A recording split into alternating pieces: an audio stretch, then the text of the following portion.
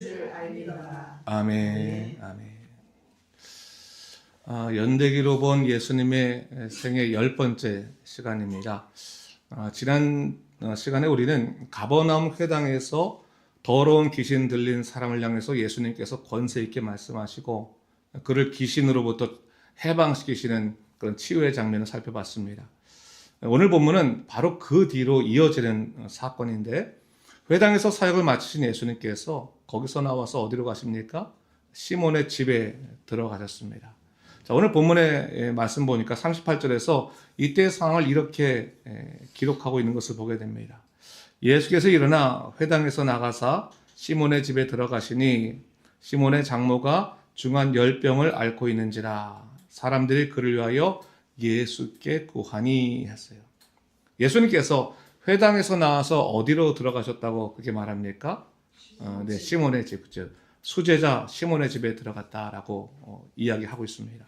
회당을 우리가 보통 이 공적인 영역이라고 하죠. 사람들이 다 함께 모여 있어요. 이 공적인 영역은 주로 뭐요?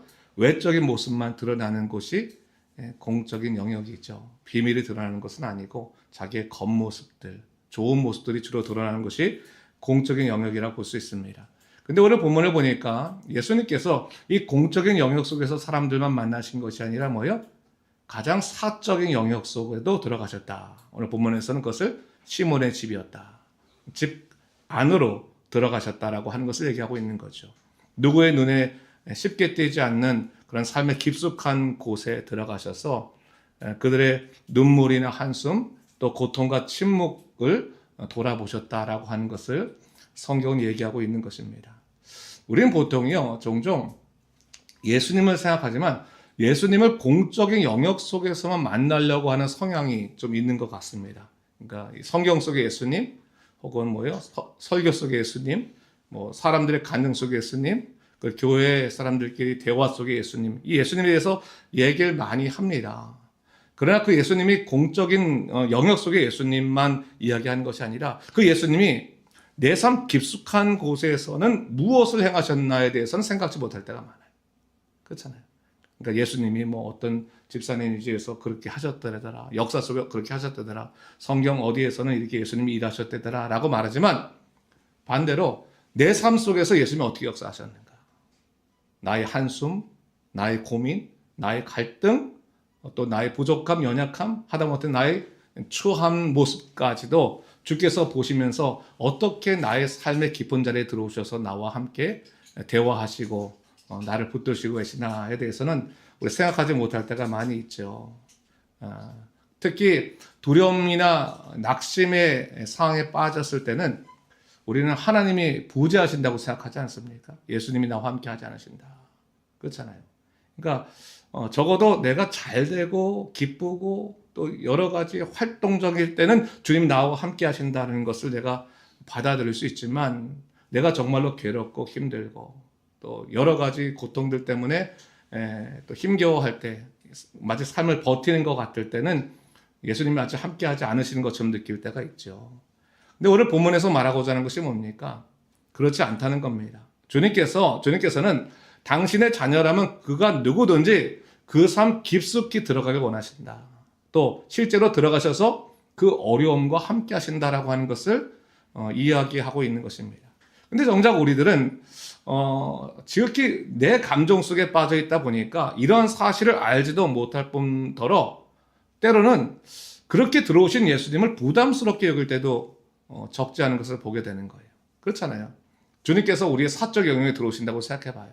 그러니까 여태까지는 내가 혼자서 결정하던 것, 내 마음대로 생각하던 것, 내가 갖고 있던 내 감정들, 주님께서 들어오셔서 야 그거 바꿔라, 그거 버려라, 내려라 하면 쉽게 받아들여지지 않잖아요. 내 자녀의 문제, 내 사업의 문제, 내 욕망의 문제를 주께서 터치하시는 것이 부담스러울 때가 있다라고 하는 것이죠. 그러니까 나의 어려움이나 곤란한 문제를 해결해 주시는 주님은 감사하지만 정작 나 자체를 바꾸시는 거에 대해서는 좀 거부감을 갖고 있는 것이 현실입니다. 그러다 보니까 우리의 신앙생활이라는 것이 사실은 주님의 눈보다는 뭐예요? 다른 사람들 눈에 어떻게 보일 것인가에 더 집중할 때가 많은 것을 보게 되는 거죠. 솔직히 우리가 신앙생활하면서 뭐 교회 생활도 마찬가지고 모든 신앙생활하는 데 있어서 우리가 다른 사람들에게 믿음 좋은 사람으로, 성품 좋은 사람으로 보이길 원하지 않습니까? 그래서 저 사람은 참 인정이 많은 사람이다. 저 사람은 참 기도를 열심히 한 사람이다. 저 사람은 참 신앙심이 좋아 보인다. 그렇게 인정받길 원하는 거예요. 우리의 내면의 상태와 상관없이. 내 내면은 썩어가고 때로는 분노하고 좌절하고 또 여러 가지 혼란이 있음에도 불구하고 사람들이 겉으로 볼 때는 참 내가 여전히 단단하고 그렇죠? 그리고 또 존경받을 만큼 신실한 사람으로 보이길 원하더라고 하는 그런 사실이죠. 근데 정작 주님은 우리에게 뭘 요구하시는 거예요? 우리의 그런 어떻게 보면 아주 좋아 보이는 겉모습이 아니라 우리 외면이 아니라 뭐요? 우리의 내면 속에 들어가서 정말 우리가 부둥켜 안고 있는 그 아픔들을 만지시길 원하는 거예요.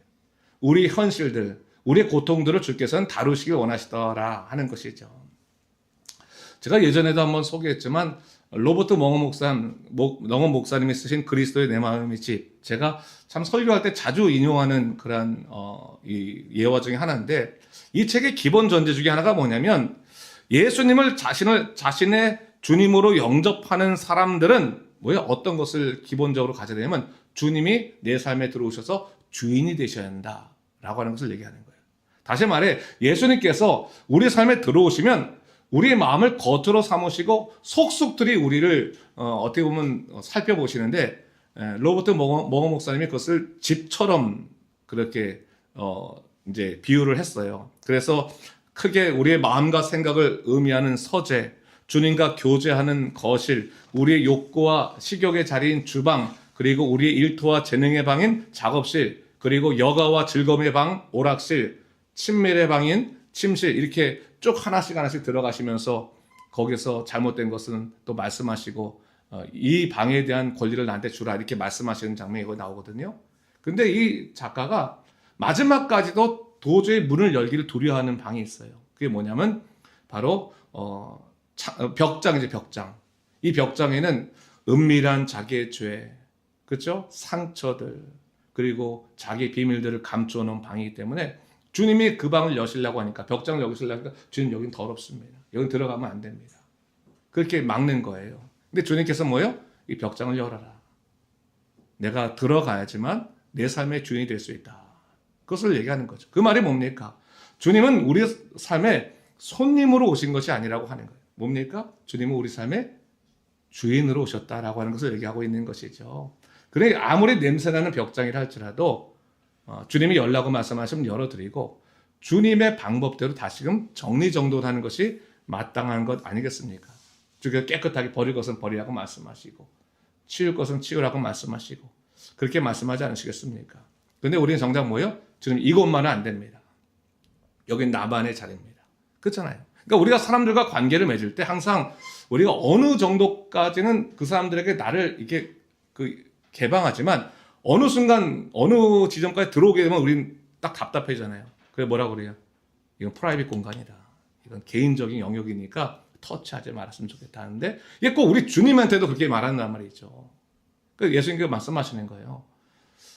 네가 나를 온전히 주인으로 여긴다면 너에게는 뭐예요? 사적인 공간이 너만의 공간이 되어서는 안 된다라고 하는 것이죠. 주님이 우리 삶 속에 깊이 들어와야 된다는 거예요. 그러니까 주님 앞에 감출 비밀이 하나도 없다라고 하는 것을 얘기하고 있는 것입니다. 자, 그렇다면 오늘 본문을 볼까요? 오늘 본문을 보니까 예수님께서 시몬의 집에 들어가 있습니다. 그리고 그 시몬의 집에는 남모를 고통이 있는 거죠. 아픔의 사연이 있습니다. 뭐예요? 그 장모가 아주 중한 열병을 앓고 있었다라고 하는 것입니다. 물론 예수님께서 병자를 치유하시는 것은 특별한 일은 아니었습니다. 어디서나 병자를 치유하시니까요. 근데 만일 오늘 본문에서는 사람들이 예수님을 이 시몬의 집으로 인도했다. 시몬의 장모가 병이 든 것을 알고 있지만 만약에 여러분 그것이 비밀이라면 어떻겠습니까? 그렇잖아요. 그러니까 예를 들어서 우리가 소설처럼 생각하면 이런 생각을 해볼 수 있겠어요. 그러니까 시몬이 예수님 수제자예요. 그렇죠? 그러니까 이 시몬은 베드로는 어디를 가든지 기적의 자리에 있었습니다. 예수님께서 병을 고치실 때 거기에 기적의 자리, 눈앞에 기적의 자리가 펼쳐지고 예수님 말씀으로 회복하실 때 회복의 자리에 있었고 그 모든 기적과 회복을 보던 그런 공적인 자리에서 그것을 경험하던 사람이에요. 근데 집에 들어가면 뭐가 있는 거예요? 열병을 앓고 있는 가족이 있는 것이죠. 그렇잖아요. 그러니까 바깥에서는 온갖 기적을 다 체험하고 다녀도 정작 자기 집에서는 열병 환자 하나도 어떻게 하지 못하는 연약한 사람일 수 있었다라고 하는 것 아니겠습니까? 그렇죠. 근데 우리 주님께서 뭐예요? 그의 집에 들어가셔서 그 열병에 걸린 그런 가족을 치유하셨다라고 하는 것을 얘기하고 있는 것입니다. 여러분, 오늘날 우리들에게도 그런 일들이 많아요. 바깥에서는 참 신실한 사람이에요. 참 저 사람 가정도 부럽고 사업하는 것이나 뭐 경제적인 것도 부럽고 하는 일도 부럽고 리더십도 있고 신실하고 하는데 남들은 다 우리를 그렇게 보는데 정작 우리는 이 가족 안에 아픔들을 가지고 있을 때가 있잖아요. 남한테 말하지 못해. 놀랄까 봐. 그렇죠? 그러니까 목사들 중에 그런 사람이 더 많아요.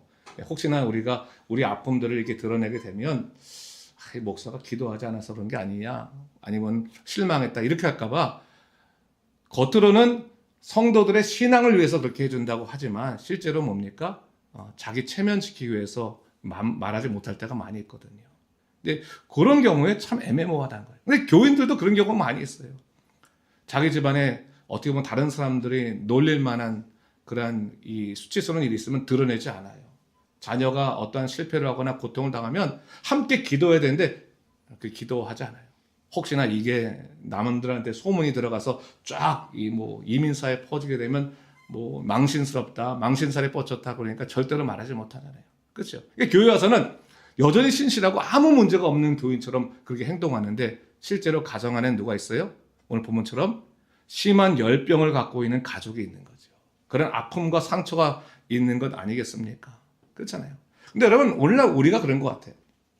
내용은 다를지라도 우리 모두가 남모를 열병들을 다 갖고 있어요. 숨은 열병이 있다라고 하는 것이죠. 교회에서 예배도 잘 드리고 봉사도 하고 사람들 앞에서 웃고 괜찮아 보이지만 집에만 돌아가면 큰 고통과 아픔 속에 사로잡힌 사람이 있어요. 그냥 혼자만 있으면 나 정말 죽고 싶다. 살기 싫다. 그래서 누구라도 만나야 돼. 안 만나면 어떻게 해요? 죽을 것 같은 거예요. 혼자 있으면 죽을 것 같은 거예요. 여러분, 그런 사람들이 제법 생각보다 많아요. 숨은 열병을 갖고 있는 사람이 많다라고 하는 것이죠. 오늘 본문이 바로 그것을 얘기하고 있는 거예요.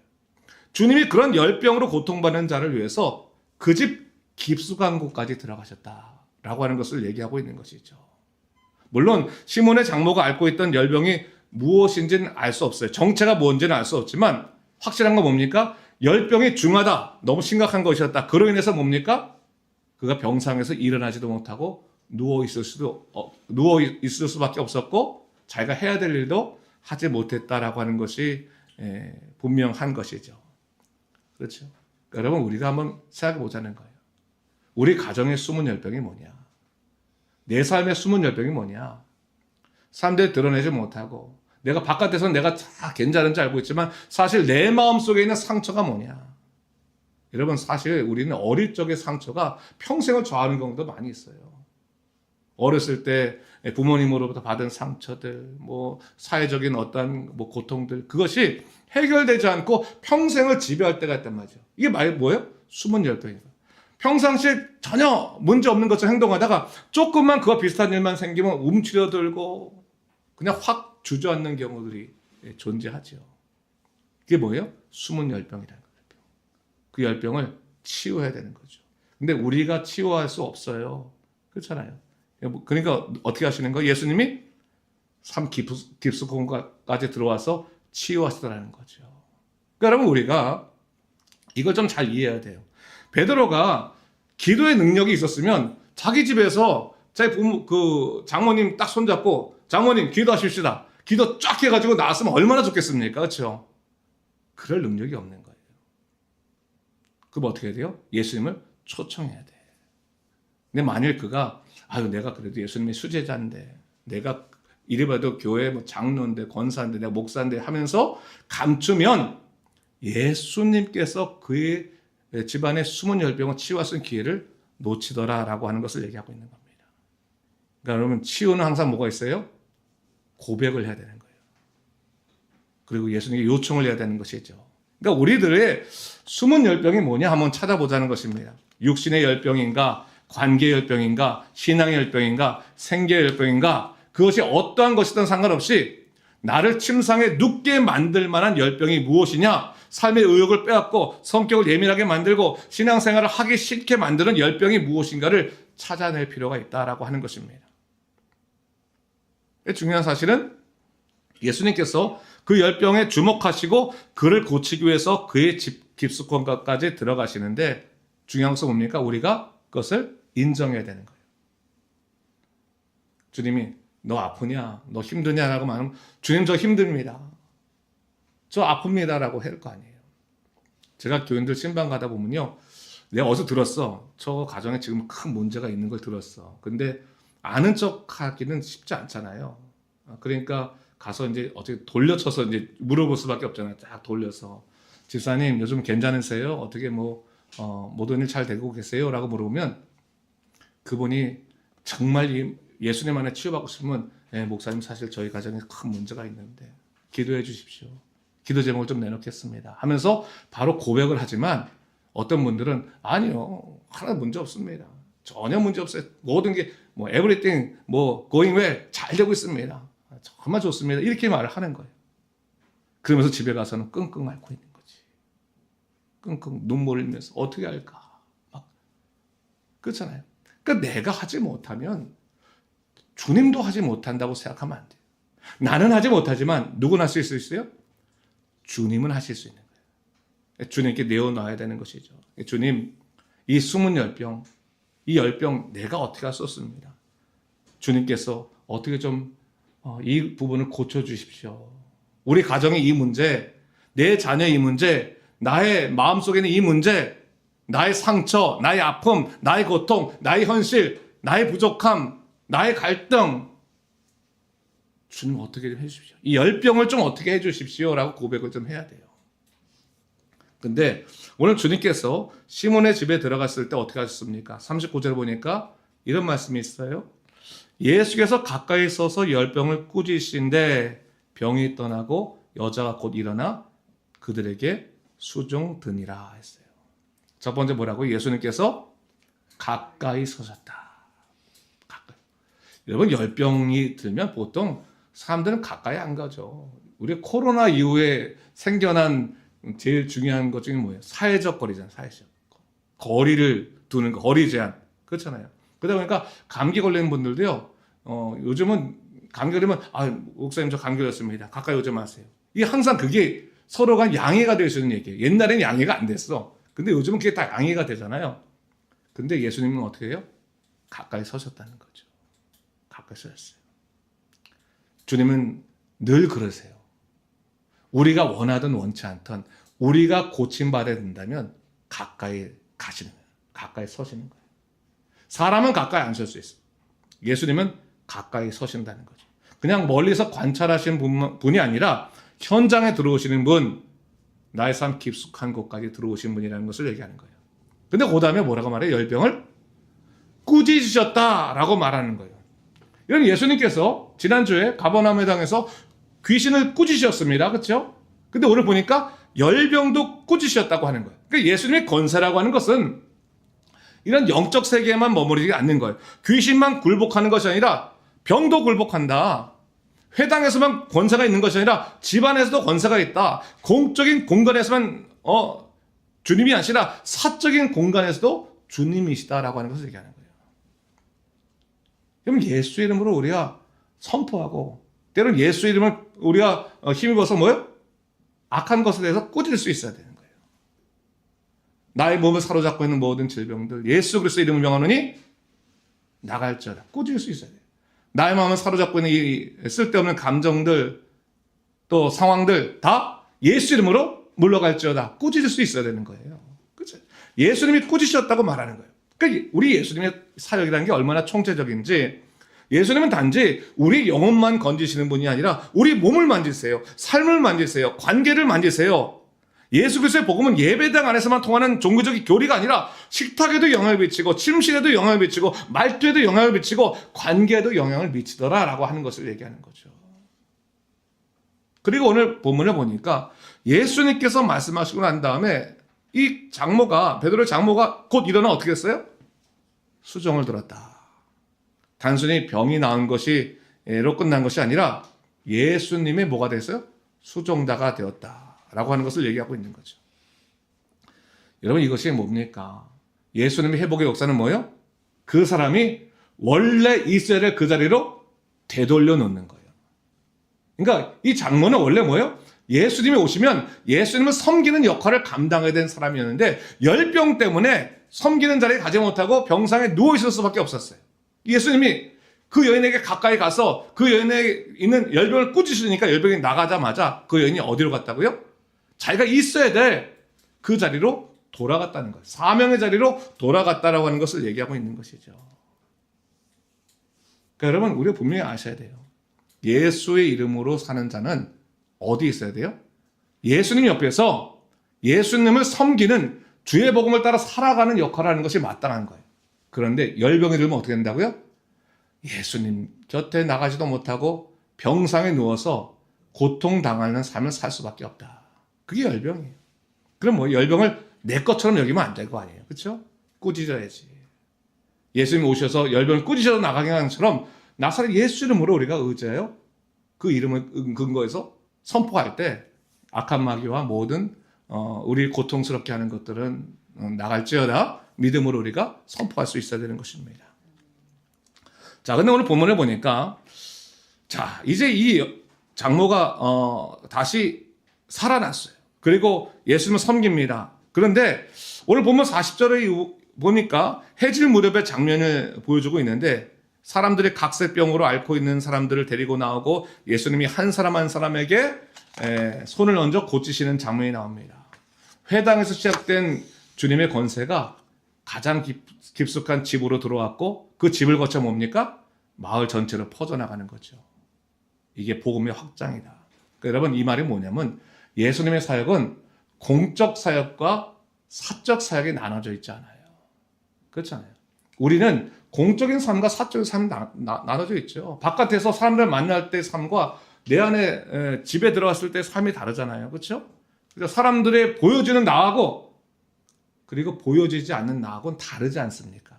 그렇죠? 예수님은 그렇지 않아요. 예수님은 아주 투명한 분이세요. 어디서나 함께 하시더라고 하는 것이죠. 그래서 예배당 안에서의 신앙만 있는 게 아니라 여러분, 우리 집안에서의 삶도 일치돼야 돼요. 일터에서의 삶도 일치돼야 되는 거예요. 그게 우리가 복음을 따라 사는 삶이에요. 우리가 전도만 한다고 복음적인 삶을 사는 게 아니라 예배만 드린다고 해서 복음적인 삶을 사는 게 아니라 우리 세상 밖에도 뭐요? 예배와 같은 삶이 벌어져야 되는 거예요. 주님의 마음을 갖고 품어 안고 사랑하고 그런 삶을 살아가야 된다라고 하는 것이죠. 예배와 일상이 따로 놀면 안 된다. 우리가 변화돼야 된다라고 하는 것을 얘기하고 있는 것입니다. 그렇다면 한번 생각해 보시죠. 공적인 삶이야 뭐 공적인 거니까 다 드러나 있으니까 상관없는데 사적인 삶까지 주님께서 다스리기 위해서는 어떻게 돼요? 우리 집안에 들어오는 뭘 드려야 됩니까? 열쇠를 드려야 되지 않겠습니까? 그렇죠? 통치권을 드려야 돼. 열쇠와 통치권을 드려야 되는 거예요. 그러니까 주님이 나를 고칠 때마다 오셔가지고 똑똑 두드리면서 얘야 들어가도 되겠냐? 야, 나왔다. 문 열어줘. 라고 하면 기분 좋을 땐 주님 문 열어드리니까 빨리 해결해 주세요. 문 열어드렸습니다. 하고 어느 날은 주님 저 오늘 만날 기분이 아닙니다. 네. 다음번에 오십시오라고 하면 주님은 손님이죠. 그렇죠? 그게 아니에요. 그냥 주님은 뭐예요? 열쇠를 갖고 계신 거예요. 그 들어올 때 들어오셔서 나의 모든 적나라한 모습을 보고 고칠 것은 고치시고 꾸질 것은 꾸지시면서 나를 바꿔가시죠. 여러분 그거 생각해야 돼요. 여러분 우리가 항상 주님이 언제든지 날 보실 수 있다고 생각해야지. 예를 들어 갑자기 들어오셔서 주님 지금 저는 이거는 보여드리면 안 되겠습니다. 주님 방문 닫아주세요. 우리 애들 중고등학생 애들 보면 문 열면 큰일 나는 것처럼 하고 있잖아요. 그렇죠? 문만 열면 부모가 문 열면 얼마나 난리칩니까? 그렇죠? 뭐가 그렇게 대단한 게 있다고 이렇게 항상 문을 닫아놓지 않고 꽁꽁 잠궈놓고 그렇지 않습니까? 우리 예수님이 문 열라고 할 때 뭘 그렇게 대단한 인생이라고 문 꼭꼭 잠고 혼자서 고통스럽고 하고 아파하고 또 죄 짓고 그런 건 주께서 원하시는 게 아니에요. 주님이 딱 였을 때 물론 우리들의 일그러진 모습이 보이지 않을 수는 없겠죠. 갑자기 문을 여셨는데 뭐 벌거벗고 있을 수도 있겠고 않겠습니까? 예? 여러 가지 잘못된 일이 있을 수도 있지 않겠습니까? 그러나 주님이 딱 였을 때 혹시나 야, 너 그것은 바람직하지 않다. 바꿔야 된다라고 말씀하시면 그 자리에 무릎 꿇고 주님 내가 바뀌겠습니다. 주님께서 원하신다면 내가 바뀌겠습니다. 또 주님이 딱 였을 때 야, 너 참 칭찬받을 만하다. 야, 너 다른 사람들한테 말 안 하는데 나한테도 조용히 하고 이렇게 좋은 일을 하려고 그랬냐? 내가 다 한다. 내 사랑하는 아들아 딸아 끌어안을 수도 있고 그렇지 않습니까? 그러니까 주님이 우리의 가장 사사로운 영역까지 통치하실 수 있도록 열쇠를 내어드려야 된다고 하는 겁니다. 그런 의미에서 본다면 예수님을 위급할 때만 부르는 응급 구조대처럼 대하면 안 되죠. 문제가 터졌을 때만 찾는 손님처럼 그렇게 모셔서는 안 됩니다. 예수님은 나의 삶의 주인 되길 원하시고 다시 말해 뭡니까? 말씀으로 우리 집을 다스리시고 기도로 우리 집을 붙드시고 사랑으로 우리의 관계를 새롭게 하길 원하십니다. 그렇다면 여러분 오늘 이 말씀을 보면서 우리한테 한번 적용해 볼까요? 예수님이 지금 내 삶에 들어오셨어요. 내 삶에 딱 문을 열고 들어오셨다면 주님께서 뭐라고 말씀하실까? 오늘 본문을 그대로 적용한다면 일단 너의 열병을 내가 좀 치유해야겠다 하면서 열병의 정체를 먼저 딱 말씀하실 것 같아요. 너의 열병은 바로 이거다. 왜? 그 열병은 뭡니까? 주저앉아서 주님께 나오지 못하게 하는 것. 마땅히 주님을 섬기고 주님이 기뻐하시는 삶을 살아야 하는데 못 살게 되는 그 열병이 뭔지를 먼저 밝히시겠죠. 그러면 한번 돌아봐야 돼요. 내가 만약에 마땅히 있어야 될 그 주님의 자리에 있지 못하면 나는 뭐가 있는 거예요? 열병이 있는 거다. 열병. 그 열병을 주님께 그대로 내어 보여야 되는 거죠. 주님은 뭡니까? 가까이 오시는 거예요. 그리고 꾸짖으십니다. 나를 꾸짖으신 게 아니라 뭐예요? 열병을 꾸짖으세요. 여러분, 우리가 죄와 죄인을 좀 구분할 필요가 있어요. 주님은 죄를 되게 싫어하십니다. 그렇죠? 그럼 죄인은 좋아하십니까? 죄인도 싫어하시죠. 근데 뭐는 좋아하세요? 사람은 기뻐하세요. 그래서 뭐요? 죄인으로 살지 않도록 사람에게 뭐요? 죄를 끄집어내세요. 호통쳐서 꾸짖어서 죄를 끄집어내시는 거예요. 그러면 이 사람이 뭐요? 용서받은 사람, 회복된 사람이 되는 것이죠. 그러니까 여러분 우리가 이 땅을 살아가면서 마치 이 땅의 죄나 삶의 고통들을 내 것처럼 여기면서 살면 안 돼요. 사람들이요 참 웃긴 게 뭐냐면 마지막까지 내어놓지 못하는 자기 재산이 있어. 어떤 사람이 큰 문제가 생겨서 뭐 예를 들어서 건강도 잃고, 그렇죠? 돈도 잃고, 그리고 뭐 명예도 잃고, 뭐 자존심, 뭐 여러 가지 자존심도 잃고, 막 그런 거 있는데 그 다음부터는 뭘 얻었습니까? 절망을 내 것처럼, 낙심을 내 것처럼, 그렇죠? 절망은 절대로 안 내는 거예요. 다 뺏겨서 절망은 내 것이야, 그렇죠? 두려움도 내 것이야. 미움도 내 것이야. 그렇잖아요. 근데 주님은 그걸 내놓기 원하셔요. 그걸 내놓아야지 뭡니까? 내 마음에 예수 그리스도의 평화가 임할 수 있다. 그것을 얘기하는 거죠. 내놓는 방법은 뭡니까? 주님이 고백해야죠. 주님이 너 괜찮냐라고 물으시면 저 아픕니다, 주님. 제가 그 집 마음에 열병이 있어요, 열병이. 막 부글부글 끓습니다. 그래서 자리에서 일어나지 못하겠어요. 내가 주님께 기뻐하시는 삶 살고 싶어도 살지를 못하겠어요. 이 열병이 도대체 얼마나 큰지 막 속에 부글부글 끓는 열병이 있는데 어떻게 할 수가 없어요. 라고 말할 때 주님께서 꾸짖으시는 거죠. 열병을 나가라. 내 사랑하는 아들에게 딸에게 붙어있지 말아라. 떠나라. 라고 말씀하시면 떠나는 것 아니겠습니까? 그러기 위해서는 고백해야 되는 거예요. 예수님 우리 집 깊은 곳까지 찾아와 주세요. 사람은 몰라도 주님이 아시는 그 열병을 만져주세요. 우리 집에 말없는 긴장과 오래된 상처와 지친 마음과 식어버린 사랑을 주님의 권세 있는 말씀으로 다스려 주세요. 회당의 주인이신 주께서 이제 우리 집에 주님이 되어 주세요. 이게 고백해야 돼요. 여러분, 우리는 상처나 아픔을 해결받으려고 하지 않고 덮으려고 할 때가 많은 것 같아요. 예수님은 그걸 덮지 말고 열어라. 내가 치워주겠다라고 말씀하시는 거죠. 근데 그걸 못하는 거예요. 왜? 열기만 하면 창피하기도 하지만 뭡니까? 다시 보면 그게 나한테 더 고통인 거예요. 그렇잖아요. 그러니까 우리가 어떤 분들, 제가 옛날에 그런 분이 있었어요. 기도 제목을 내놓으라고, 기도 제목 나누자고 그랬더니 자기는 기도 제목을 내놓을 수가 없다는 거야. 왜 내놓을 수 없습니까? 믿지 못해서 내놓은 게 아니라 기도 제목 말하는 순간 열을 받아서 내가 기도 제목 못하겠다.